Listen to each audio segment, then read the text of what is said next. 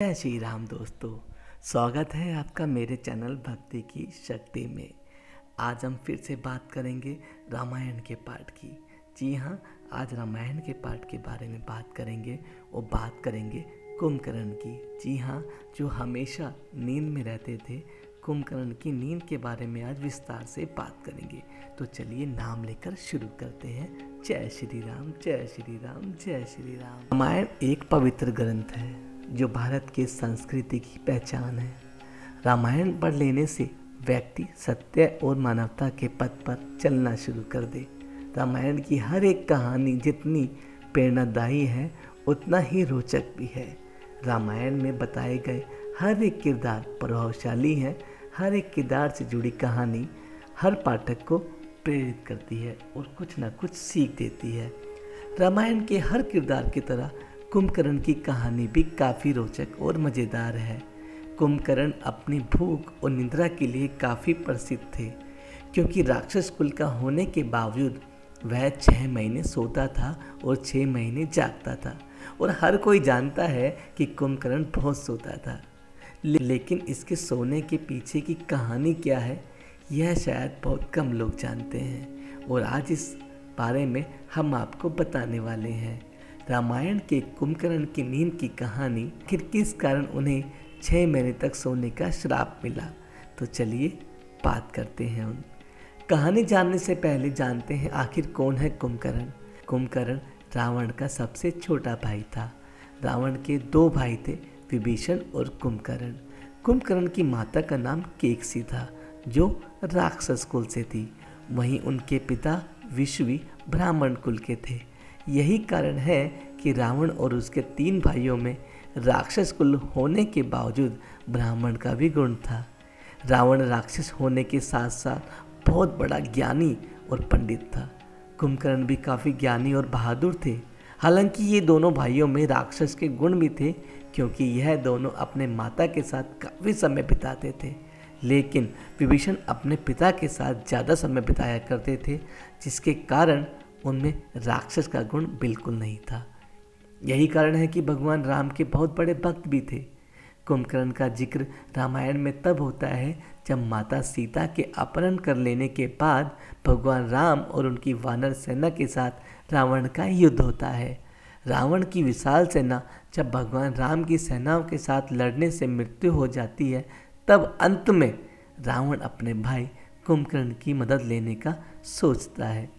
कुंभकर्ण बहुत ही विशालकाय शरीर वाला और बुद्धिमान ताकतवर राक्षस था।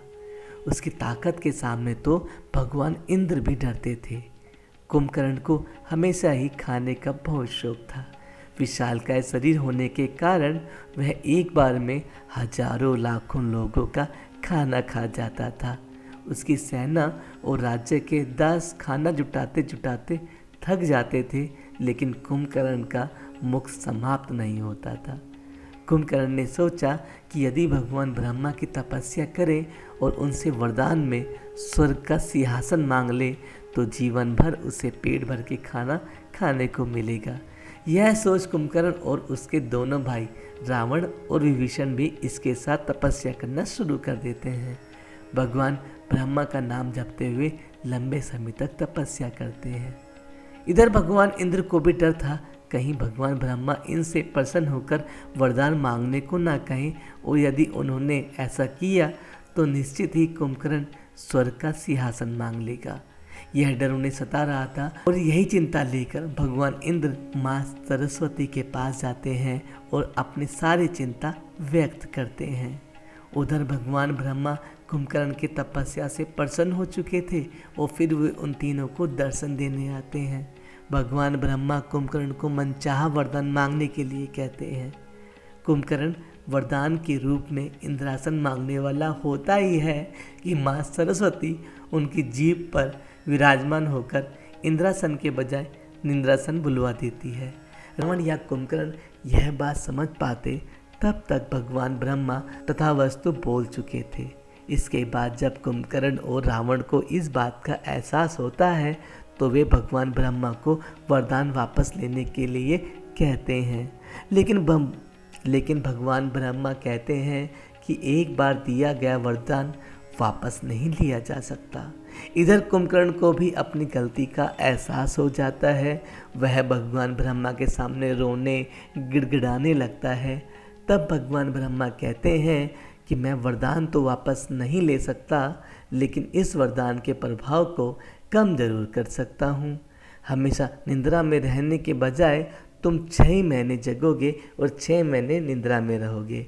जिसके बाद से कुंभकर्ण 6 महीने तक निद्रा में रहता है और 6 महीने जागने के बाद पेट भर खाना खाता था। यही कहानी थी कुंभकर्ण की निद्रा की। अब बात करते हैं आखिर कैसे रावण की सेना ने कुंभकर्ण को नींद से उठाया था। जब रावण की सेना भगवान राम की सेना के सामने हार चुकी थी, तब रावण ने अपने भाई कुंभकर्ण की मदद लेनी चाहिए। लेकिन उस समय कुंभकर्ण अपनी निद्रा अवस्था में था और इतने विशालकाय भाई को गहरे नींद से उठाना बहुत ही कठिन काम था। फिर भी उसने अपने सेनाओं को कुंभकर्ण को उठाने के लिए भेज दिया। इधर रावण की लाखों सेना भाला तलवार सीढ़ी लेकर कुंभकर्ण को जगाने चल पड़ती है।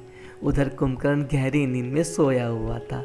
सभी सेना उसे जगाने की कोशिश करती है तो कुछ लोग सीढ़ी के जरिए उसके पेट पर चढ़कर उछल उछल कर उसे जगाने की कोशिश करते हैं, तो कई नीचे उसके शरीर के भाले का वार करके उसे उठाने की कोशिश भी करते हैं। लाख कोशिश करने के बाद भी जब कुंभकर्ण नहीं उठा, तब सेनाओं के मन में ख्याल आया कि क्यों ना इसे स्वादिष्ट भोजन परोसा जाए, क्योंकि सभी जानते थे कि कुंभकर्ण को खाने का बहुत शौक है और शायद भोजन की खुशबू से वह उठ जाए। ठीक यही हुआ। सभी सेनाओं ने विशाल मात्रा में अलग अलग प्रकार के स्वादिष्ट भोजन को जुटा लिया। भोजन की स्वादिष्ट सुगंध जब कुंभकर्ण के नाक में गई तो वह अपने आप उठ गया। भरपेट खाना खाने के बाद अंत में कुंभकर्ण अपने भाई रावण के पास जाता है, जहाँ रावण उसे राम से युद्ध लड़ने के लिए कहता है। कुंभकर्ण राक्षस होने के साथ ही बहुत बुद्धिमान भी था। उसे पता था कि भगवान राम के सामने जीत पाना मुश्किल है, लेकिन वह अपने भाई रावण से बहुत प्रेम करता था और वह उनकी आज्ञा का निरादर नहीं करना चाहता था। इसलिए वह भगवान राम से युद्ध लड़ने के लिए चला जाता है। कुंभकर्ण को यह बात पता थी कि इस युद्ध में उसकी मृत्यु जरूर होगी, क्योंकि वरदान देते समय भगवान ब्रह्मा ने कहा था, जब तुम निद्रा अवस्था में होंगे और यदि कोई उसे बलपूर्वक उठाएगा तो उस दिन उसकी मृत्यु निश्चित है। ठीक यही हुआ। रावण की सेनाओं ने बलपूर्वक कुंभकर्ण को उठाया, जिस कारण उस दिन उनकी मृत्यु निश्चित थी।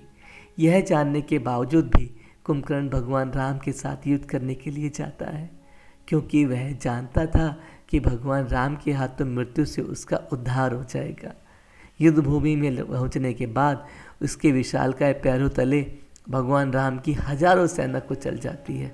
अंत में भगवान राम धनुष बाण उठाते हैं और कुंभकर्ण के दोनों हाथों को काटकर उसका वध कर देते हैं और इस तरीके से रामायण के इस मज़ेदार किरदार की मृत्यु हो जाती है।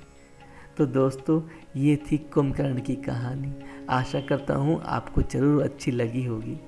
ऐसे ही धर्म और कर्म से जुड़ी हुई कहानियाँ सुनने के लिए आप मेरे चैनल पर बने रहें।